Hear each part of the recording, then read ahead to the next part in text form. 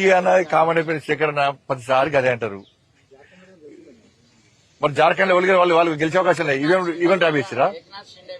ఇప్పుడు తెలంగాణలో గెలిచిర్రు. తెలంగాణ వాళ్ళ ప్రభుత్వం వచ్చింది కదా, కర్ణాటకలో ప్రభుత్వం వచ్చింది కదా, హిమాచల్లో ప్రభుత్వాలు ఉన్నాయి కదా. అంటే వాళ్ళ ప్రభుత్వాలు లేని కాడ ఎట్లా గెలిచిరు వాళ్ళు? మరి ఈవీఎంలు ట్యాంపరింగ్ చేస్తే పోయినసారి కంటే మాకు దేశంలో మెజార్టీ ఎందుకు తగ్గించుకుంటాం? మేము మొత్తం మాకే వేస్తాయి కదా, వారు వన్ సైడ్ అని మేము వేసుకుంటాం కదా. కానీ ఆ ప్రచార లెవెల్ నంబరు అన్ని ప్రచారం చేస్తేనే లాస్ట్ అయిపోతుంది. దాంతో పక్కా ప్రభావం చూపిస్తాయి. ఇక్కడ ప్రజలు ఆలోచిస్తున్నారు. వాళ్ళ మహారాష్ట్రలో ప్రజలు తిరగబడ్డారు. ప్రజలు ఓటని 500 ద్వారా గుణపాఠం చెప్పారు. ఈ ప్రభుత్వం తప్పు ప్రచారం చేసింది, నమ్మించి మోసం చేసే ప్రయత్నం చేసింది. ఈ ప్రభుత్వాన్ని ఇట్నే చూసి చూడటుంటే మా కొంపలు ముడుస్తుంది కాంగ్రెస్ పార్టీ ప్రభుత్వం. కాబట్టి పక్కా ఇక్కడ ప్రజలు చైతన్యం అవుతారు. ఇలా భారతీయ జనతా పార్టీ నేతృత్వంలో మేము యుద్దం ప్రారంభించబోతున్నాం. తప్పకుండా ఈ ప్రభుత్వం గుణపాఠం చెప్తున్నాం. అది మా చైతన్యం ఉంటారు. కాంగ్రెస్ పార్టీ వాళ్ళకు ఇంకోళ్ళు కూల్చే అవకాశం వాళ్ళు ఇయ్యరు. వాళ్ళే ఇప్పుడు ఈ ఫలితాల తర్వాత కాంగ్రెస్ పార్టీలో లుక్కలు పక్కా సాడతాయి. ఎందుకంటే కాంగ్రెస్ పార్టీ ఎమ్మెల్యేలు మంత్రులు తెలంగాణ రాష్ట్రంలో తిరగలేని పరిస్థితిలో ఉన్నారు. వాళ్ళ మహారాష్ట్ర ఎన్నికల తర్వాత ఫలితాల తర్వాత ఇంకా తిరగలేని స్థితిలో ఇలా కాంగ్రెస్ పార్టీ నాయకులు ఉంటారు. వీళ్ళు ఎన్ని ఊకదమ్ముడు ఉపన్యాసాలు ఇచ్చినా కూడా వీళ్ళ ప్రజలు పట్టించుకోరు. ప్రజలు ప్రశ్నించే స్థాయికి వచ్చారు. ఇప్పుడు ప్రజలు ప్రశ్నించే స్థాయికి వచ్చారు. ప్రజలు నిలదీసే స్థాయికి తెలంగాణ రాష్ట్రంలో వచ్చారు, వస్తారు కూడా. లుకలు స్టార్ట్ అయితే గ్యారంటీ. మహారాష్ట్ర ఫలితాల తర్వాత ఇక ఏం చేస్తారు? ఇక ప్రజలు తిరగలేని పరిస్థితిలో ఆది నాయకత్వం మీద వాళ్ళు ఒత్తిడి తీసుకొస్తారు, ప్రశ్నిస్తారు. కాబట్టి దాన్ని ఏదైనా జరగచ్చు.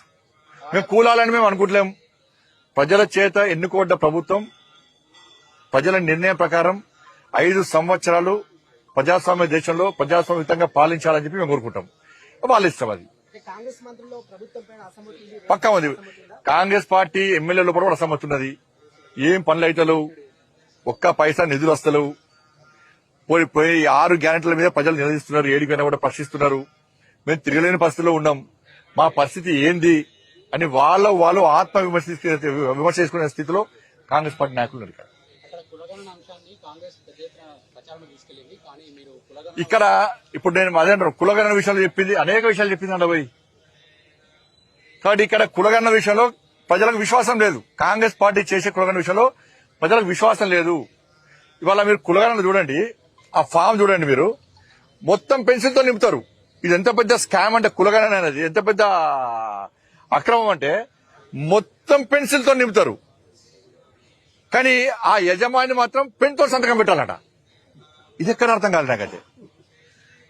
అంటే అన్ని తారుమారు చేస్తారు. ఇక అంటే వాళ్ళ కులాలకు అనుగుణంగా ఈ కులగణనను మార్చుకునేటువంటి ప్రమాదం తెలంగాణ రాష్ట్రంలో ఉంది. అందుకే ప్రజలు సహకరిస్తలేరు. కులగణన కోసం పోయినా కూడా ప్రజలు 6 గంటలు అడుగుతున్నారు.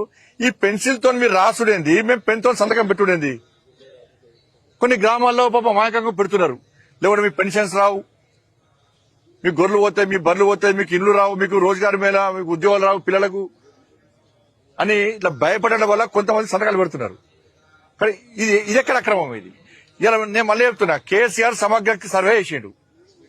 మొత్తం రిపోర్ట్ కేసీఆర్ దగ్గర ఉన్నది. కేసీఆర్ దగ్గర నుంచి ఆ రిపోర్ట్ ఎందుకు తీసుకుంటలేదు కాంగ్రెస్ పార్టీ ప్రభుత్వం? వీళ్ళతో ఒకటి కేసీఆర్ అంటే చేసుకున్న పొట్టు సమగ్ర సర్వే పేరు మీద పైసలు చంపాను నేను. కాబట్టి మీకు కూడా ఈ అవకాశం, మీరు కూడా కులగణన పేరు మీద పొట్టు పైసలు చంపుకోవచ్చు, ఆ ఖర్చు మీరు జేబులు నింపుకోవచ్చు అని చెప్పి కేసీఆర్ సలహా మేరకే ఇది చేస్తున్నారు వీళ్ళు. ఇప్పుడు కేసీఆర్ సమగ్ర సర్వే కోట్ల రూపాయలు 1,000 కోట్ల రూపాయలు ఖర్చు పెట్టిండు. ఆయన రిపోర్ట్ ఇవ్వకుంటే ఏం చేయాలి? కేసీఆర్ ఆస్తులు జప్తు చేయాలి. కేసీఆర్ దగ్గర నుంచి పైసలు వసూలు చేయాలి, రికవర్ చేయాలి. ప్రజల పైసలు అవి. నువ్వు సమగ్ర సర్వేని అయ్య కోసం చేసుకున్నావా, తాత కోసం చేసుకున్నావా, ఇంటి కోసం చేసుకున్నావా? పైసలు ప్రజాధనం అది. నువ్వు ప్రజాధనంతో సమగ్ర సర్వే చేసి నువ్వు రిపోర్ట్ ఇవ్వకుండా సంఖ్యలో పెట్టుకుని ఫామ్ హౌస్ అంటే ఎవరి కోసం అది? కాబట్టి రికవరీ చేయాలి. అయితే రిపోర్ట్ ఇస్తావా, అయితే పైసలు కడతావా?